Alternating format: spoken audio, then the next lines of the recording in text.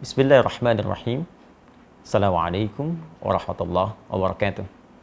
Alhamdulillah, wassalatu wassalamu ala rasulillah wa ala alihi wa sahbihi wa man wala wa ba'du.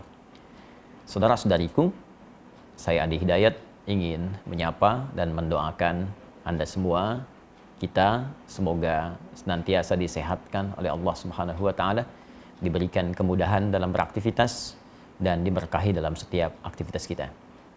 Hari-hari ini telah masuk banyak pertanyaan, pesan kepada kami terkait dengan pelaksanaan ibadah dalam kondisi tersebarnya wabah, khususnya terkait dengan COVID-19 atau virus corona.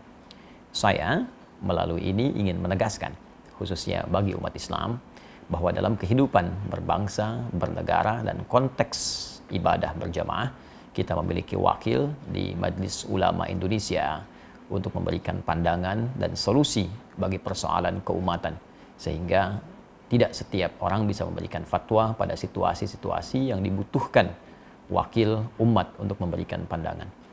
Dan dalam hal ini, di tangan saya saat ini telah ada keputusan fatwa dari Majelis Ulama Indonesia, setidaknya ada 10 lembar di sini. Yang penting saya ingin sampaikan mesti dibaca dengan detail, teliti, dan dipahami oleh umat sehingga pelaksanaannya bisa sempurna seperti yang disampaikan. Karena kami menduga ada sebagian informasi ini yang sampai, sebagian tidak sampai, sehingga menyebabkan kegelisahan, kepanikan, ketidaktahuan, bahkan ketidaksempurnaan dalam menunaikan ibadah yang dimaksudkan. Saya mohon izin untuk bisa berkontribusi menyampaikan fatwa ini sehingga bisa lebih meluas dengan baik, dipahami oleh masyarakat, dan bisa kita amalkan sesuai dengan ketentuan syariat agama kita. Fatwa Majelis Ulama Indonesia nomor 14 tahun 2020 tentang penyelenggaraan ibadah dalam situasi terjadi wabah COVID-19. Ya, bismillahirrahmanirrahim. Komisi Fatwa Majelis Ulama Indonesia MUI setelah menimbang dan seterusnya, mengingat dan seterusnya. Jadi di sini ada adab atau kaidah-kaidah fatwa yang memang mesti disusun demikian, dan ini sudah standar dari mulai pertimbangan kasusnya seperti apa, mengingat ini terkait dengan dasar hukumnya, baik firman Allah ataupun hadis-hadis Nabi Sallallahu Alaihi Wasallam. Jadi nanti Anda bisa lihat dasar dalil argumentasinya, karena seorang alim, apalagi kumpulan semuanya menjadi ulama, tentu tidak akan berfatwa sembarangan kecuali mengacu pada dasar hukum. Ini disebutkan di sini dari halaman pertama, dalil-dalilnya, ya, hadis-hadisnya, bahkan ada terjemahannya. Kita bisa akses dan bisa baca bersama sampai disebutkan ke 5-6 halaman pertama. Ya, 5 halaman masih dalil. Ini fase mengingat sampai di halaman ke-6 memperhatikan. Nah, jadi ada dalil sampai 6 halaman Al-Quran, hadis, kemudian kaidah-kaidah fikih, usul fikih. Nah, jadi tidak boleh sembarangan orang ngasih fatwa, kalau tak tahu kaidah jangan memberikan fatwa. Jadi Al-Quran sumber hukum, hadis sumber hukum. Bagaimana sumber itu menjadi produk hukum, ada kaidah. Nah, sehingga menjadi produk fikih yang bisa kita amalkan bersama. Ini kaidahnya disebutkan, kemudian memperhatikan pendapat-pendapat ulama. Jadi merujuk sehingga semua keilmuan ini aspeknya punya sanad, bersambung kepada ulama-ulama sebelumnya yang mendekati kepada isyarat-isyarat Nabi Sallallahu Alaihi Wasallam. Jadi penting merujuk kepada ulama-ulama untuk mengamalkan hadis Nabi, ya, wa innamal ulama warathatul anbiya, dan ulama itu pewaris Nabi, ya, para nabi, khususnya Nabi Muhammad Sallallahu Alaihi Wasallam. Jadi setelah kemudian memperhatikan pendapat para ulama sebelumnya, kasus-kasus yang terjadi sebelumnya, karena penanganan wabah kekinian itu tidak akan pernah terlepas dari situasi wabah di masa lalu yang pernah terjadi, dan bagaimana penanganan fikihnya, dari situ kemudian dirujuk sampai keluarlah di halaman ke-8 tentang fatwa hukumnya, menetapkan. Saya mohon izin untuk masuk ke dalam langsung fatwanya dan langsung membacakan sehingga kita mengetahui dengan baik.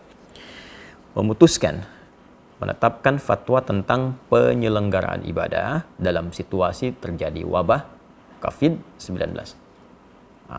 Ini penting dibaca secara keseluruhan. Pertama, ketentuan umum. Ya, dalam fatwa ini yang dimaksud dengan COVID-19 adalah coronavirus disease, ya, penyakit menular yang disebabkan oleh coronavirus yang ditemukan pada tahun 2019. Jadi fatwa ini terkait dengan wabah virus corona atau COVID-19. Kedua, ketentuan hukum. Jadi tadi ketentuan umumnya untuk memberikan batasan bahwa fatwa ini dikeluarkan hanya terkait dengan masalah ini saja. Bagaimana ketentuan hukumnya? Tolong perhatikan dengan baik. Di sini ada 9 poin. Ingat betul. Jadi bukan 1-2 yang Anda cuplik lantas Anda sampaikan atau sebarkan atau di broadcast atau memberikan dasar kepada MUI, tapi sebagian saja yang dicuplik. Itu pun penting dipertimbangkan kembali. Saya bacakan satu-satu. 1. Setiap orang wajib melakukan ikhtiar, menjaga kesehatan, dan menjauhi setiap hal yang dapat menyebabkan terpapar penyakit, karena hal itu merupakan bagian dari menjaga tujuan pokok beragama, atau ad-darurat al-khams. Ya, ad-daruriyah al-khams. Ini bagian pertama, jadi meminta kita semua berikhtiar, jaga kesehatan kita, jaga baik-baik kondisi kita. Kalau kita mengambil kepada bagian-bagian sebelum yang disampaikan, jelas sekali ada anjuran langsung dari Nabi, kalau sudah tahu wilayah yang terjangkit jangan masuk ke situ, dari wilayah itu jangan keluar. Ya, ini bagian dari menjaga kehidupan kita, dan nanti turunannya kita akan lihat seperti apa proses yang dimaksudkan. Ad-daruriyatul khams, jadi ada 5 aspek tujuan pokok syariat ya, yang harus kita jaga. Yang pokok pertama adalah hifdzun nafsi, menjaga jiwa.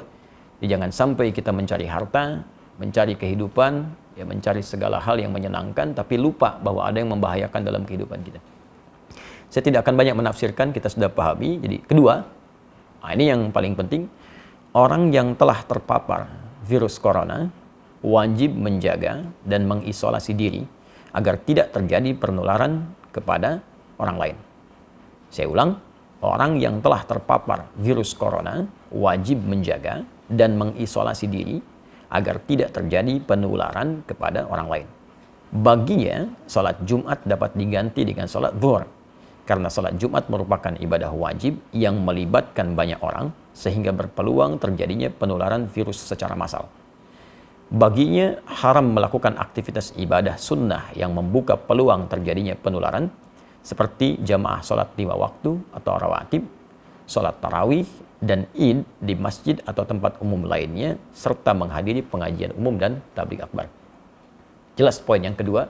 Jadi kalau memang sudah ada diketahui positif atau bahkan kemungkinan kuat suspek yang diduga sangat kuat terkait dengan corona, maka ini jelas ya, fatwanya sangat jelas, jangan melibatkan diri dalam proses pelaksanaan ibadah berjamaah, baik Jumat, salat fardu ditunaikan berjamaah di masjid, atau salat-salat sunnah yang ditunaikan dengan sifat berjamaah terbuka. Fatwa ini sangat jelas, mudah dipahami, landasan hukumnya kuat. Bahkan kalau boleh kita memberikan bandingan yang sangat ringan, dalam situasi badai saja, ada hujan lebat, dingin, ya, itu bahkan muadzin mengumandangkan azan dengan satu kalimat membolehkan masyarakat untuk sholat di rumah karena khawatir terkena badai ketika akan ke masjid. Maka bagaimana dengan kondisi orang tertular virus dan bisa menularkan pada orang lain? Atau bahkan dalam konteks lain, ya, orang yang safar saja, perjalanan jauh, dengan keadaan safarnya dia bisa mengganti Jumat dengan zuhur karena kesulitan menunaikannya. Maka bagaimana dengan orang terkena virus yang membahayakan pada dirinya dan bahkan membahayakan orang lain di sekitarnya? Ini sangat mudah dipahami dan tidak perlu banyak ditafsirkan. Jadi kalau memang dampaknya pada wilayah yang sudah terjangkiti, kemudian orangnya diketahui banyak di situ terkena virus juga, maka hukum menunaikan ibadahnya itu bisa diganti dari yang aspek berjamaah di masjid, bahkan Jumat menjadi berjamaah di rumah, atau mungkin Jumat diganti dengan zuhur sesuai dengan fatwa yang disampaikan. Tapi fatwanya belum selesai sampai di sini. Jadi kalau kita mengambil yang kedua ini saja, maka nanti akan banyak ditafsirkan dengan ya, masjidnya ditutup, Jumatnya tidak ditunaikan, ya, baru secara umum. Sedangkan kondisi belum selesai disampaikan. Ya, fatwa nomor 3, orang yang sehat dan yang belum diketahui atau diyakini tidak terpapar COVID-19 harus memperhatikan hal-hal sebagai berikut. A. Dalam hal ia berada di suatu kawasan yang potensi penularannya tinggi atau sangat tinggi berdasarkan ketetapan pihak yang berwenang, maka ia boleh meninggalkan sholat Jumat dan menggantikannya dengan sholat zuhur di tempat kediaman, serta meninggalkan jamaah sholat 5 waktu atau rawatib, tarawih, dan id di masjid atau tempat umum lainnya. Jadi kalau poin 2 tadi khusus bagi yang terkena, maka yang poin ketiga A itu menunjuk kepada kita yang tidak terkena, tapi kita tinggal di wilayah yang diduga banyak terjangkit dan menyebar virus corona. Sehingga menjadikan kita khawatir kalau keluar itu bisa terdampak, terkena, dan bahkan berpotensi menularkan pada yang lain. Dan ini pun sangat dipahami. Jadi kalau Anda tinggal di wilayah-wilayah tertentu yang memang informasi dari pemerintah setempat menyampaikan ini sudah darurat, sudah bahaya, diketahui kemudian tersebar, maka hukum fatwa ini berlaku. Ya, dan jangan dipaksakan. Sholat di rumah, ya itu biasa saja. Jadi kalau kita tidak sholat di masjid, itu biasa. Ya, dalam kondisi seperti poin nomor 3A ini. Yang tidak boleh itu tidak sholat. Itu poin pentingnya. Jadi kalau memang di tempat kita ditemukan situasi, diketahui banyak terjangkit, jangan paksakan situasi datang ke masjid. Ya, bahkan boleh Jumatnya gugur dan diganti dengan zuhur. Dan pahalanya sama dengan ketika kita menunaikan di masjid. Ya, saya sampaikan hadis Nabi SAW, riwayat sahabat Abu Hurairah radhiyallahu taala anhu, Nabi pernah menyampaikan, "Idza maridul 'abdu aw safar kutiba lahu mithla ma kana 'alaihi muqiman sahihan." Kalau ada seorang yang sakit atau bahkan sedang perjalanan jauh, dia tidak bisa menunaikan ibadah rutin seperti biasanya, maka apa yang dia tunaikan pada saat itu dihukumi sama pahalanya dengan kebiasaan dia semula. Saat sehatnya, saat normalnya. Anda saat safar kemudian menunaikan yang sempurna jadi qasar, zuhur 4 jadi 2, sunnah tidak dikerjakan, padahal sebelumnya biasa Anda tunaikan. Maka kalaupun Anda kerjakan qasar, sunnah tidak dilakukan, tetap pahala dituliskan sempurna seperti kebiasaan Anda. Anda yang rajin ke masjid, kita yang biasa Jumatan, karena kondisi ini tidak memungkinkan ke masjid, dan tidak kita tunaikan berjamaah di masjid, kita tunaikan di rumah untuk menjaga diri pada aspek yang sangat penting, maka pahalanya pun sama dengan Anda mendatangi tempat ibadah itu. Tapi kalau Anda memaksakan diri sampai tertular atau menularkan pada orang lain, maka bukan hanya berpeluang keliru, tapi berpeluang juga dosa di dalamnya. Fatwanya belum selesai. Pada poin B, dalam hal ia berada di suatu kawasan yang potensi penularannya rendah. Tolong disimak baik-baik. Dalam hal ia berada di suatu kawasan yang potensi penularannya rendah, berdasarkan ketetapan pihak yang berwenang, maka ia tetap wajib menjalankan kewajiban ibadah sebagaimana biasa dan wajib menjaga diri agar tidak terpapar COVID-19 seperti tidak kontak fisik langsung, bersalaman, berpelukan, cium tangan, kemudian membawa sejadah sendiri dan sering membasuh tangan dengan sabun. Nah, ini penting dibacakan bagian kedua ini supaya kita mengetahui ya, bahwa fatwanya belum selesai. Jadi kalau di wilayah kita berdasar keterangan dari aparatur setempat, ya pemerintahan setempat menyampaikan di wilayah ini baik, di wilayah ini diduga kuat belum tersebar atau kecil kemungkinannya, maka kita berjamaah seperti biasa. Jadi tidak harus menutup tempat ibadah. Jumat berlangsung, ya ibadah 5 waktu berlangsung, dan kehati-hatian tadi kita lakukan. Ya, kita hindari kontak fisik secara langsung, bersalaman, atau kemudian tadi membawa sejadah sendiri, menggunakan hand sanitizer, ya. Nah, itu kita lakukan. Tapi jangan latah kemudian masjid ditutup, Jumat tidak ada, sehingga seakan-akan sunyi dari ibadah. Nah, hanya mungkin di fatwa ini juga, ini kami mengusulkan. Ya, kami mengusulkan kepada pemerintah di daerah-daerah setempat dengan berkoordinasi dengan pusat, ini mungkin menyampaikan kepada masyarakat transparansi data yang terbuka. Sehingga tidak terjadi kepanikan di masyarakat dan mengetahui tempat ini ada suspek, tempat ini aman. Sehingga dengan itu masyarakat mudah untuk bisa menentukan sikap sehingga tidak hadir kepanikan. Nah, saya tidak tahu nih tempat saya aman atau tidak. Nah, karena itu kita aktif untuk bisa bertanya apakah di tempat kita situasinya seperti apa, amankah atau kurangkah atau berbahayakah. Ya, ini ada sebagian tempat yang sudah cukup bagus mengupdate kepada kita ya, situasi perkembangan coronanya, ya saya ambil, dan ini menjadi patokan bagi kita untuk bisa mempraktekkan fatwa Majelis MUI ini, Majelis Ulama Indonesia ini. ya untuk bisa mempraktikkan fatwa Majelis Ulama Indonesia ini. Ya, daerah mana yang berlaku poin 3A, daerah mana berlaku poin 3B. Sambil contoh misalnya ini kita bisa akses bersama tentang penyebaran corona di Jakarta. Ya, ini sudah di-upload jadi informasi terbuka bagi publik. Jadi ada di corona.jakarta.go.id. Ini disebutkan peta sebaran kasus positif COVID-19 DKI Jakarta. Ya. Jadi sampai hari ini ya disebutkan teman-teman sekalian, ini petanya sudah merah semua tuh. Dan dijelaskan. Ya, ke bawahnya dijelaskan kelurahannya di mana, rumah sakit penanganannya di mana, hasil pantauannya sampai tanggal kemarin 18 Maret pukul 18 seperti apa, jumlah kasusnya berapa, positif titik kelurahan bagaimana, yang menunggu hasil, yang positif bisa kita akses. Bahkan Anda tinggal di mana, ini tinggal diklik titik merahnya, tuh, keluar. Kelurahan mana, terjangkit atau tidak, tapi ini kondisinya kita bisa tetapkan melalui Fatwa Majelis Ulama Indonesia, masuk kondisi yang mana. Kalau sudah merah seperti ini semua, saya kira bisa diusulkan Majelis Ulama setempat di wilayah Jakarta duduk dengan pemerintahan Provinsi DKI Jakarta, lantas memberikan himbauan pada masyarakat sesuai situasi kondisi ini. Ini yang bisa kita lakukan. Dan daerah-daerah lain berkoordinasi ya, dengan pusat, diberikan instruksi yang jelas, dari wilayahnya kemudian memberikan gambaran ke masyarakat.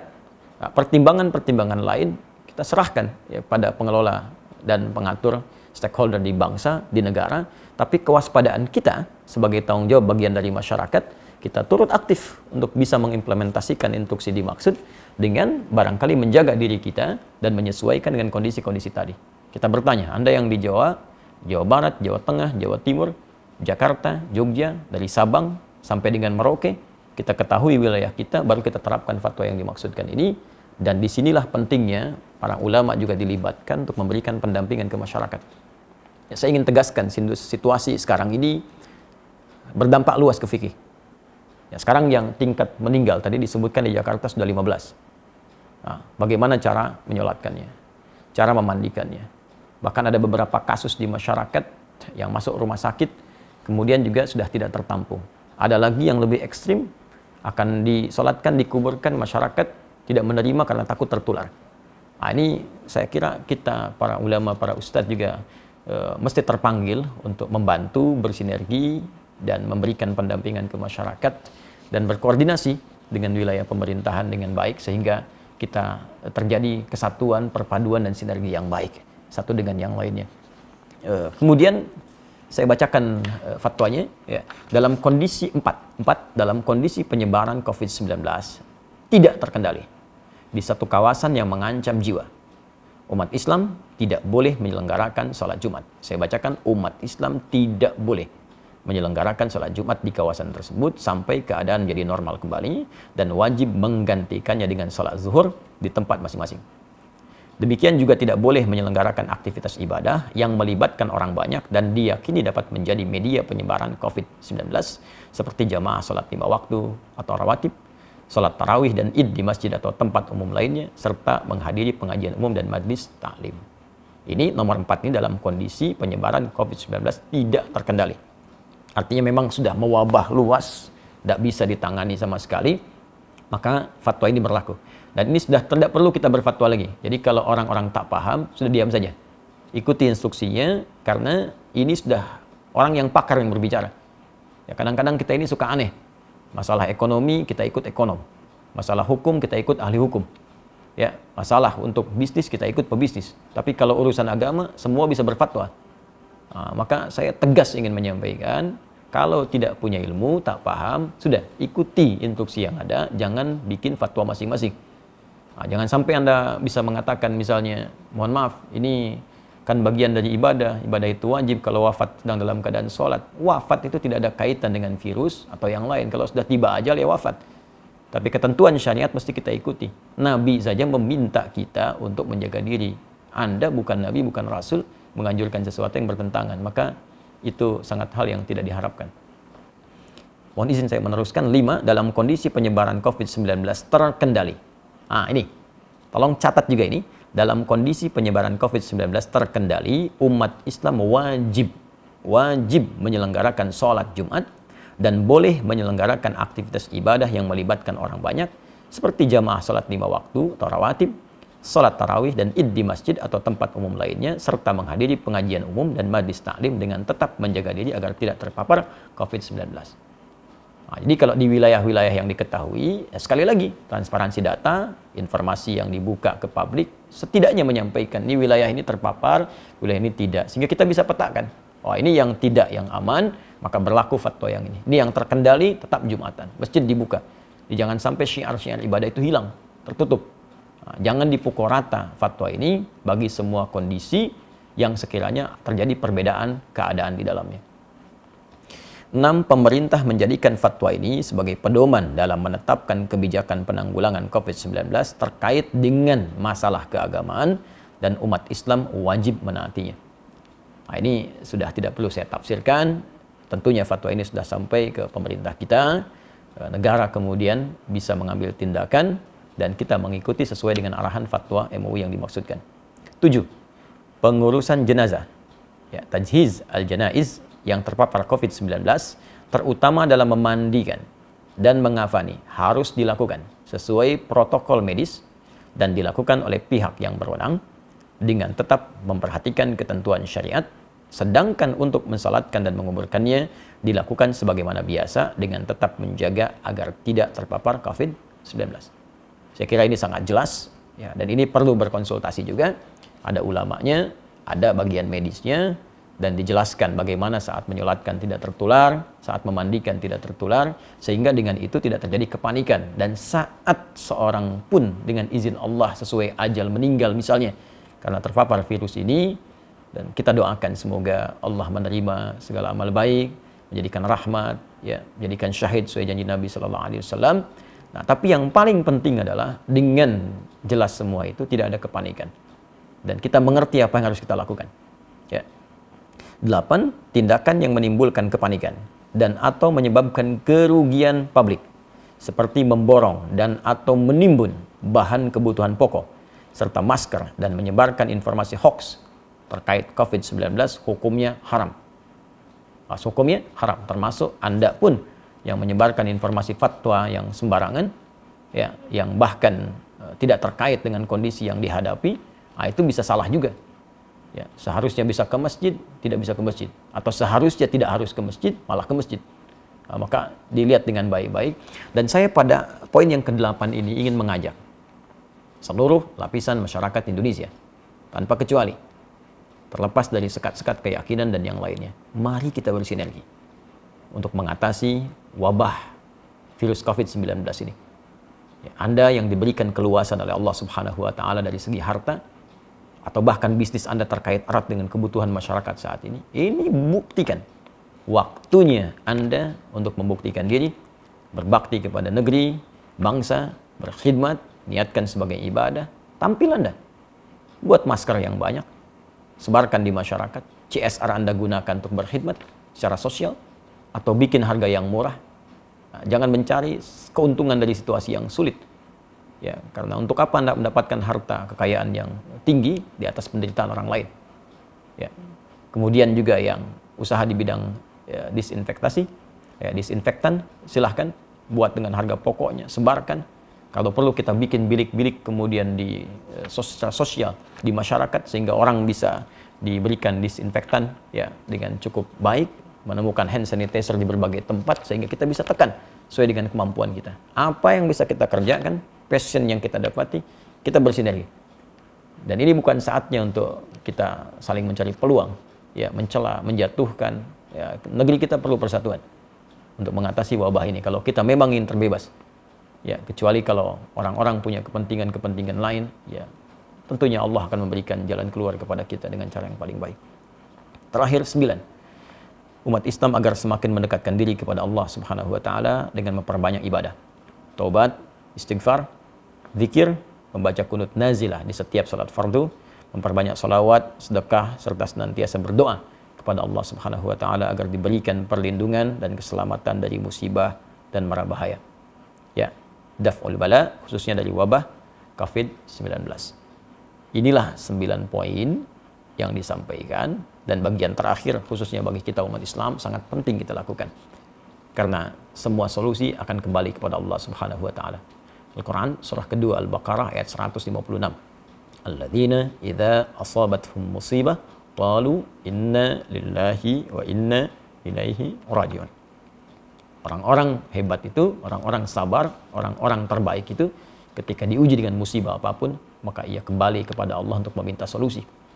Kita tingkatkan ibadah, amalkan doa-doa yang disebutkan dalam Al-Quran, amalkan doa-doa yang disampaikan oleh Nabi, dan indahnya dalam Islam, bahkan kita sudah mendapatkan tuntunan lengkap dalam kehidupan, bahkan terkait hal yang belum kita alami di masa-masa selanjutnya. 15 abad yang lalu, Nabi sudah menginfokan akan datang wabah. Sekarang kita tahu situasinya, dan bahkan Nabi ajarkan kalimat-kalimat untuk bisa kita amalkan. Baca zikir pagi, petang, baca doa-doa dalam Al-Quran, yang dengan itu insya Allah terhindar kita dari wabah dengan izin Allah Subhanahu wa ta'ala. Terakhir rekomendasi. Ya, pemerintah wajib melakukan pembatasan super ketat terhadap keluar masuknya orang dan barang ke dan dari Indonesia kecuali petugas medis dan barang kebutuhan pokok serta keperluan emergensi. 2. Umat Islam wajib mendukung dan menaati kebijakan pemerintah yang melakukan isolasi dan pengobatan terhadap orang yang terpapar COVID-19 agar penyebaran virus tersebut dapat dicegah. 3. Masyarakat hendaknya proporsional dalam menyikapi orang yang suspek atau terpapar COVID-19. Oleh karena itu, masyarakat diharapkan bisa menerima kembali orang yang dinyatakan negatif dan atau dinyatakan sudah sembuh ke tengah masyarakat serta tidak memperlakukannya secara buruk. Kemudian ketentuan penutup. 1. Fatwa ini mulai berlaku pada tanggal ditetapkan dengan ketentuan jika di kemudian hari membutuhkan penyempurnaan akan disempurnakan sebagaimana mestinya. 2. Agar setiap muslim dan pihak-pihak yang memerlukan dapat mengetahuinya, semua pihak dihimbau untuk menyebarluaskan fatwa ini. Dan apa yang saya sampaikan ini menaati, mengikuti himbauan, khususnya di poin yang keempat ketentuan penutup, berkontribusi dalam menyebarluaskan fatwa ini sehingga diketahui oleh masyarakat dan bisa kita taati dan jalankan khususnya bagi umat Islam di seluruh wilayah Indonesia yang kita cintai ini. Ditetapkan di Jakarta pada tanggal 21 Rajab 1441 Hijrah, 16 Maret 2020. Majelis Ulama Indonesia Komisi Fatwa, Ketua Profesor Dr. Hasanuddin AF, Sekretaris Dr. Haji Muhammad Asrul Ni'am Saleh MA. Mengetahui Dewan Pimpinan Majelis Ulama Indonesia, Wakil Ketua Umum ditandatangani Kiai Haji Muhyiddin Junaidi MA, Sekretaris Jenderal Dr. Haji Anwar Abbas MM AG. Dan insya Allah kami mengetahui semua orang-orang ini yang menandatangan seluruhnya kafabel, ulama-ulama yang insya Allah dibimbing oleh Allah Subhanahu wa ta'ala dalam kebaikan. Karena itu dengan hadirnya fatwa ini, maka silahkan kita sikapi dengan baik. Saya berharap juga kepada kolega dari kawan-kawan, termasuk khususnya di umat Islam, Ustadz, para ulama-ulama di daerah ikut menyebarluaskan ini dengan proporsional, dengan detil, sesuai dengan keadaan daerahnya, sehingga menjadi sikap bagi masyarakat untuk bisa menunaikan ibadah. Dan saya juga menghimbau kepada pemuka-pemuka di agama lain, saudara-saudariku sebangsa dan setanah air, ya, agar sama-sama kita bersinergi menyampaikan kepada umatnya, menyampaikan kepada masyarakat juga dalam bawah binaan dan bimbingannya, agar senantiasa bisa menjaga diri, kesehatan sesuai dengan instruksi yang kita dapati dan bisa menyatukan kita dalam suasana kebangsaan yang utuh, baik, dan semoga Allah membebaskan kita dari wabah COVID-19 ini dan memberikan hikmah-hikmah terbaik kepada kita. Dalam situasi yang sulit akan tampil orang-orang yang hebat, orang-orang yang jelas cintanya kepada bangsa, kepada negara dengan memberikan kontribusi-kontribusi yang positif. Tapi di saat ini pun akan tampak orang-orang yang memang tak peduli, orang-orang yang hanya menumpang kehidupan yang mungkin tidak kita saksikan dalam kehidupan kita. Tapi di atas semua ini, persatuan lebih penting dengan menghindari segala hal yang bisa merusak tatanan kebangsaan kita. Adi Hidayat untuk semuanya. Assalamualaikum warahmatullahi wabarakatuh.